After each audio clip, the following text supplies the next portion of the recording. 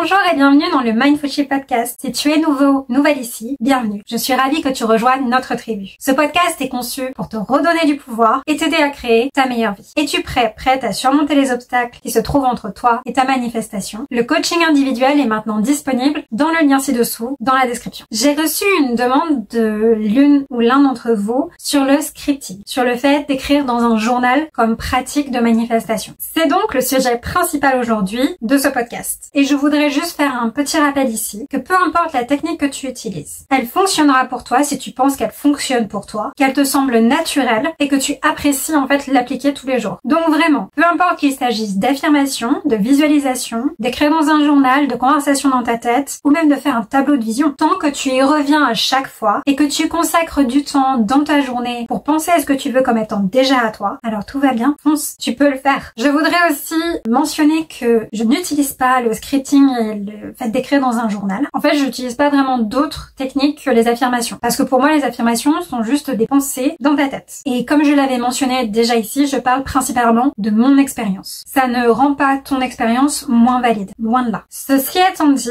dans le passé, j'ai déjà utilisé le fait d'écrire dans un journal et j'ai déjà utilisé par exemple les tableaux de vision. Notamment le fait de collecter des images sur Pinterest et de créer en fait un tableau digital. Ou même de l'utiliser en fond d'écran sur mon portable. Ça, j'ai déjà fait. Mais pour moi, au jour d'aujourd'hui, je vois plus ça comme un fait de te rappeler de faire ta pratique. Le tableau de vision, par exemple. C'est un peu comme un rappel où tu le vois, par exemple, sur ton fond d'écran, où tu vas sur Pinterest tous les jours et tu te rappelles, en fait, que ce que tu veux, c'est déjà à toi. Pour moi, c'est plus une pratique complémentaire par rapport aux affirmations, par exemple, ou à la visualisation. Et de toute façon, à chaque fois que tu regardes un tableau de vision, ou à chaque fois que tu fais toute autre technique, peu importe vraiment celle que tu aimes appliquer et faire au quotidien. Ce qui compte vraiment, c'est ta persistance et le fait que tu restes cohérent dans tes pensées, dans le temps. Ce qui compte aussi, c'est le fait que ta pratique soit fun à faire pour toi, facile à mettre en place au quotidien et en fait agréable pour toi, quoi qu'il arrive. Donc voilà, je suis pas une grande fan du fait d'écrire dans un journal ou de faire du scripting, car ça me demande un geste supplémentaire à faire dans ma journée, ça me demande de prendre du temps pour le faire et d'effectuer en fait une action supplémentaire. Et la majorité du temps, je procrastinais et je le mettais de côté à faire plus tard. Et donc j'oubliais de le faire. Comme j'ai déjà tenté,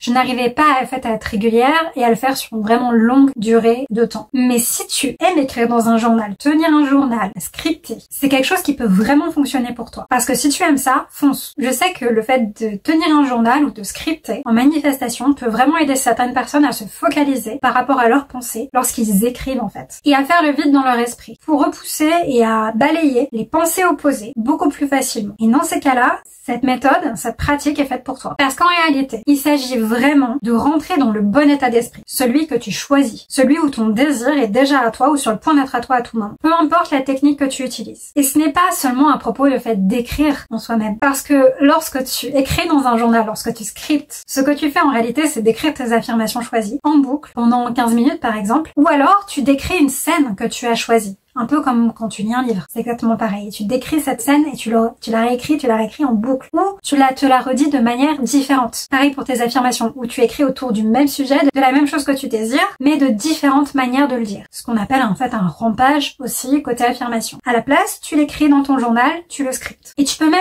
switcher entre les deux. Tu peux même faire les deux en fait si tu le souhaites. Il n'y a pas de raison de te limiter lorsque tu écris, lorsque tu scriptes. À partir du moment où ça signifie la même chose pour toi, que ce que tu désires est déjà à toi maintenant. Et tu peux même en faire une activité fun. Par exemple, tu te lèves le matin et ça fait partie de ta routine, tu prends ton journal, tu vas faire ton café ou ton thé et tu t'installes et tu commences à écrire dans ton journal pendant 15 minutes. Tu peux faire aussi la même chose le soir avant de t'endormir, prendre ton journal, prendre un thé, une infusion, écrire pendant 15-20 minutes et ensuite t'endormir. Et tu peux même faire ça un peu comme une liste de gratitude en étant rempli de gratitude que ce que tu veux est déjà à toi maintenant, sur le point d'être à toi à tout moment. Si c'est ce que tu aimes et c'est ce que tu veux faire, tu peux le faire comme ça aussi. Qu'est-ce que tu penses de cette option? Je trouve que ça peut être fun si on apprécie en fait écrire dans un journal et qu'on arrive à s'y tenir régulièrement tous les jours comme une habitude parce que c'est ce qu'on aime faire ou qu'on aimerait faire. On peut tester aussi. Maintenant que c'est dit, parce que je ne vais pas parler du fait d'écrire dans un journal, je pense pendant extrêmement longtemps puisqu'on a résumé comment ça se passait, je souhaiterais vraiment faire un rappel par rapport au fait de rentrer dans le bon état d'esprit. Qu'est-ce que c'est un état d'esprit en manifestation? Parce que peu importe la technique que tu choisis, c'est vraiment le plus important. Et je sais que parfois certains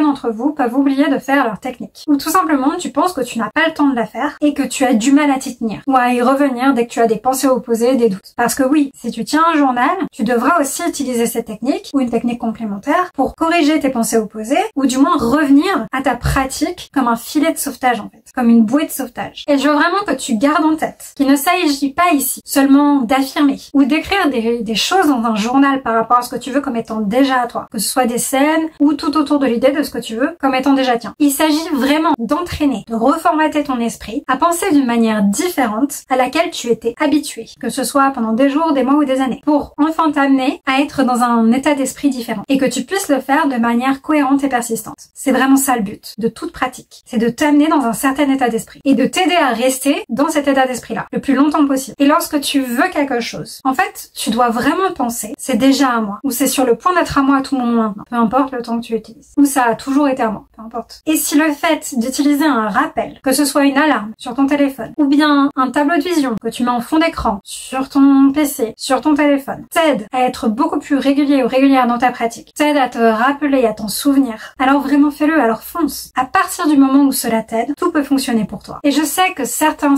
d'entre vous peuvent être vraiment frustrés par rapport au temps que cela prend si vous avez tendance à penser que ça prend trop de temps, que ta manifestation ne se produit pas assez rapidement pour toi. Mais il faut vraiment que tu gardes en tête que la persévérance et la discipline sont deux choses importantes en manifestation aussi. Parce qu'ici, ce que tu changes, c'est ta façon de penser et ton identité, ce à quoi tu t'identifies. Et c'est vraiment tout l'intérêt de la manifestation. Et en réalité, il n'y a qu'une seule manière de manifester les choses. Et je ne parle pas ici de technique. Je parle vraiment que la seule manière de manifester, c'est de changer son état d'esprit par rapport à ce à quoi on s'identifie, par rapport à soi-même, par rapport aux autres, par rapport à ce qui nous entoure, nos relations, etc.